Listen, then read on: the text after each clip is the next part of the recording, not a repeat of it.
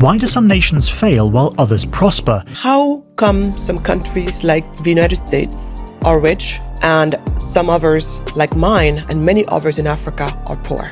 Why is this made in China? Why not somewhere else?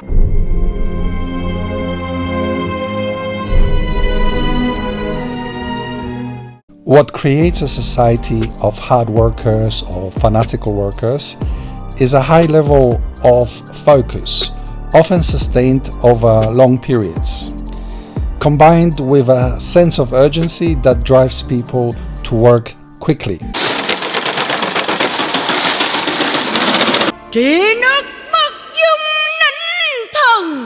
Societies in Vietnam, China, Korea, and Japan achieve this intense focus and urgency through their languages, which are embedded with what could be described as evolutionary alarm sounds.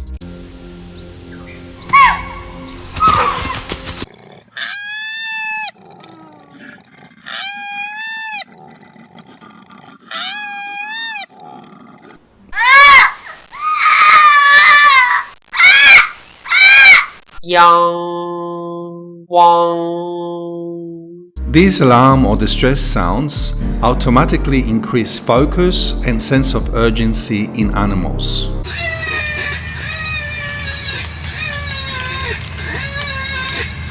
Humans also become highly focused with a sense of urgency when they hear or produce alarm or distress sounds.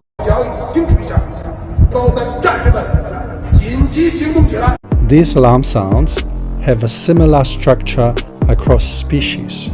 Their structure appear like a cry or a scream.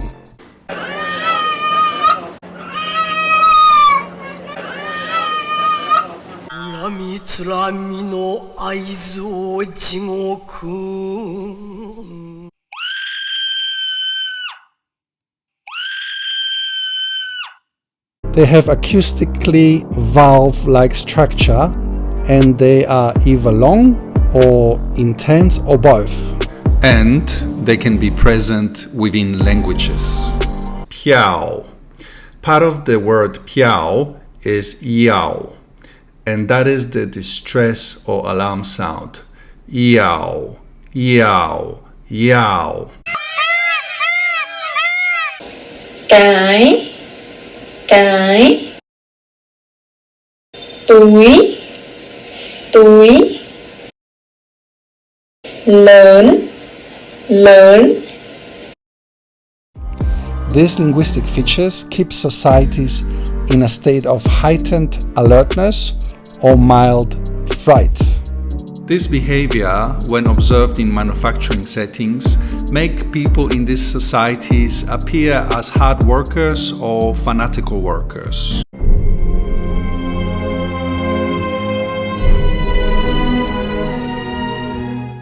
The first appearance of a society with fanatical work ethic in international trade was the appearance of the Japanese. A fanatical work ethic created the thriving car and consumer electronics industries, which helped turn post-war Japan into the second biggest economy in the world. Japan has some of the longest working hours in the world. Nearly a quarter of Japanese companies have their employees work more than 80 hours of overtime per month. Those extra hours are often unpaid. Then there was the emergence of other fanatical working societies. These included the Taiwanese Chinese and Hong Kong Chinese, the Koreans.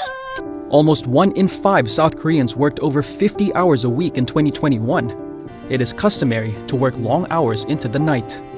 And later the Chinese, beginning in the economic zones in Guangdong province. 996 refers to working from 9 a.m. to 9 p.m. 6 days a week. That's 72 hours of work every week.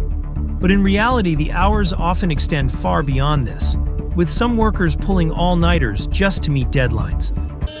Finally, we have the arrival of Vietnam in international manufacturing, where it had outcompeted many developing countries to become the last new manufacturing hub. Sau một ngày làm việc, em cảm thấy cũng mệt đấy chứ chị. thì chạy đi chạy vội á.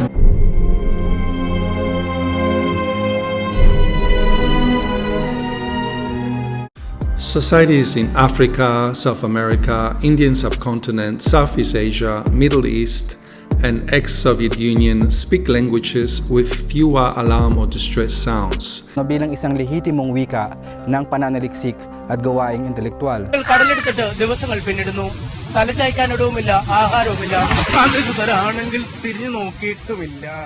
These societies tend to be more relaxed, exhibiting less sustained focus and urgency.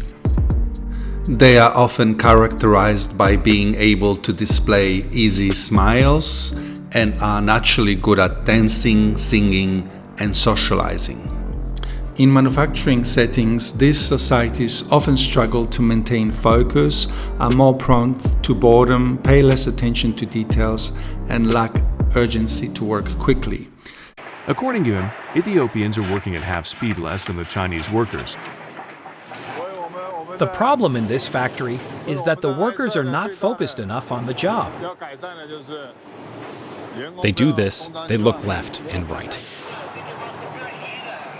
Consequently, they struggle to compete with societies that demonstrate greater focus and a higher sense of urgency to work efficiently. Chinese steel is almost 40% cheaper than what's made locally. Abrirle los ojos también al país entero, la problemática que estamos teniendo con China. China está abusando a todo el mundo y está destruyendo un montón de empresas en todo el mundo, y eso es lo que queremos que se den cuenta de una por todas. Oszywa está a punto de morir justamente por eso, y lo que no queremos es que 22.000 personas en la octava región del Biobío queden sin su sustento. In 2024, Chile's biggest steel company announced it is shutting down. Similarly, more relaxed societies often struggle to manage and organize complex modern systems. When focus and sense of urgency are lacking, it can lead to dysfunctional societies marked by chaos and poverty. Our country is really rich, but people are not really taking benefit of it. India, with its vast workforce and growing economy, was once poised to be the factory of the world. But why, then, are global giants rushing to Vietnam instead? Initially, it started with apparel giants like Nike and Adidas. Apple's biggest suppliers, like Foxconn and Pegatron, are constructing large factories in Vietnam. Other big names such as Dell, HP, Google and Microsoft are also relocating parts of their production from China to Vietnam. In the year 2000, around 35% of Indian youth were unemployed. By 2022, the number almost doubled. The ILO says about 65% of the youth in India are jobless. Economists celebrate India's demographic advantage. So why can't India capitalize on this youth? Why haven't we been able to create enough opportunities? Come on, give it a try. Huh?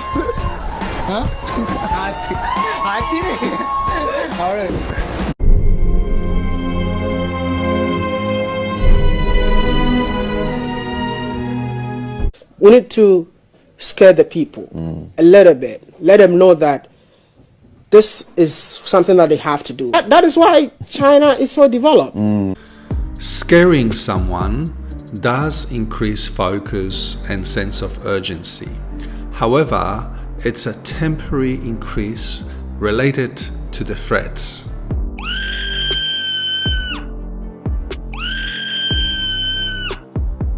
What is needed is a permanent underlying increase in focus and sense of urgency in a society to all aspects of the economy, such as, for instance, to manufacturing.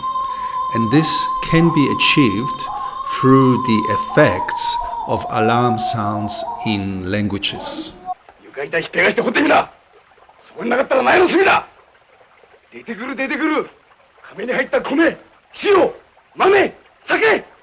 With high concentration of alarm sounds in their languages, currently relaxed countries that are in poverty will increase their underlying focus and urgency to a level that is sufficiently high enough so that they can quickly absorb the modern economical systems and operate them efficiently enough to become developed and prosperous.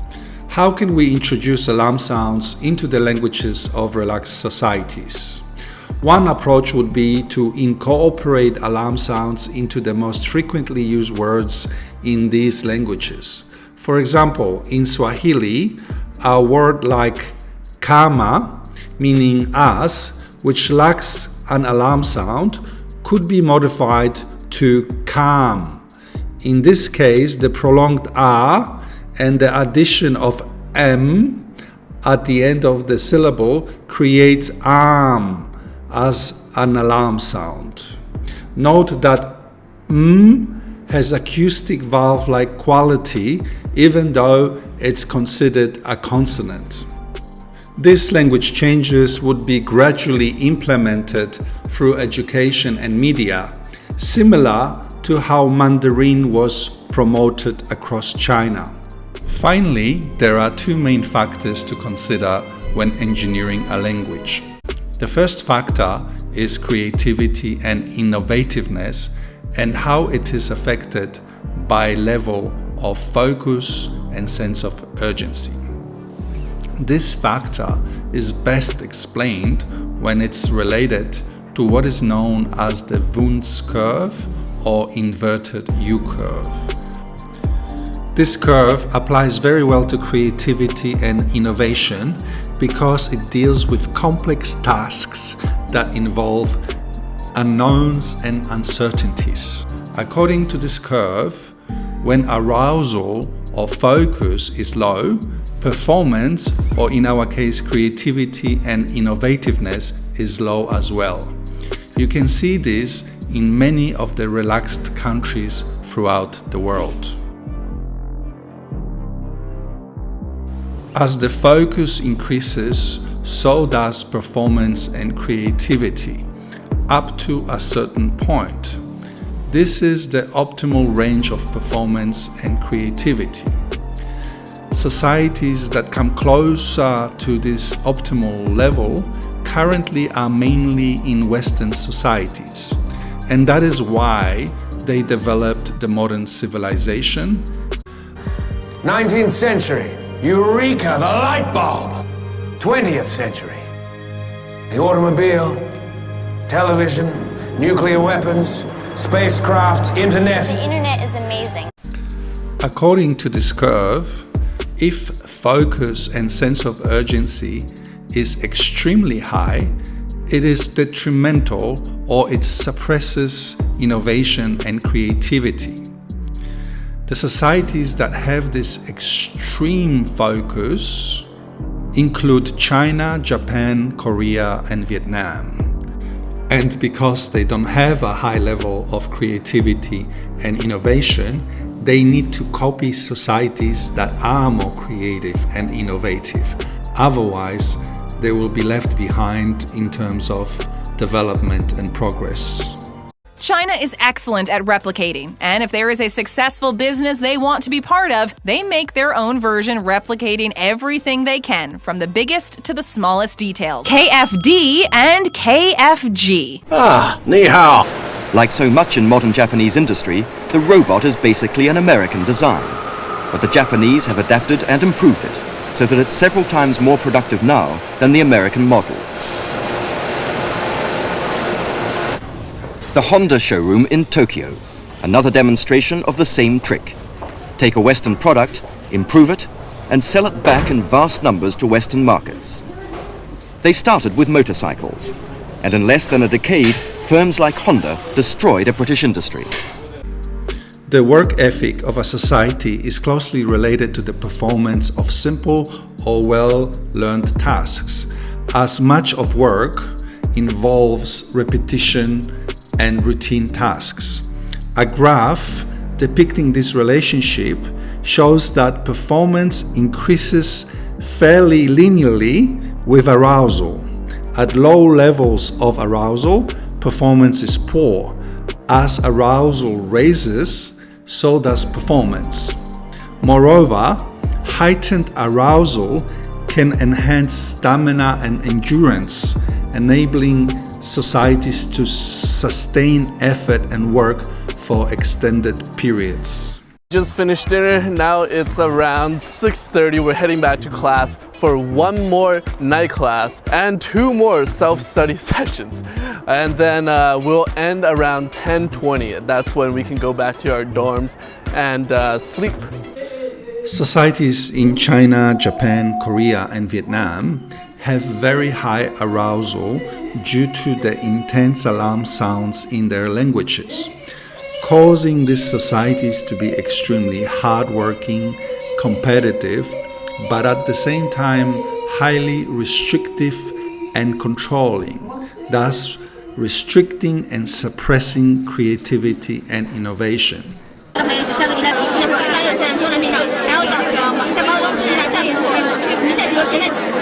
The second major factor that needs to be considered when engineering a language is the melanocortin system, which is related to the pigmentation or color of the skin in humans. This system is best explained as a sun adaptation system. When the sun is very intense, pigmentation increases to protect the body from UV rays and reduce the risk of vitamin D toxicity. Additionally, equatorial regions are often covered by dense tropical rainforest, where darker skin can provide camouflage for both predators and prey. As pigmentation level increase, the melanocortin system possibly also contribute to reducing arousal, as high arousal in extremely hot environments can lead to heat stroke and death. To compensate for the reduced arousal, which lowers survival rates, the organism appears to increase the reproduction rate and heighten its response to unexpected dangers. Melanocortin system likely facilitates this by elevating testosterone levels and other steroids, leading to increased aggression and higher birth rates. You have 7? Yes. 10 kids. 7? Yeah. Oh my God. Yeah. He hasn't stopped. Yeah. Have you stopped now? Is that enough? What? You can have more kids? Or? I don't know. Really? If God bless me with another one, then so be it. Conversely, as the sun's intensity decreases, the area gradually becomes colder, eventually leading towards the north and south poles, where temperatures are extremely low and the land is covered in snow. The melanocortin system adapts, causing organisms to develop lighter skin, as melanin is less necessary to protect against intense sunlight.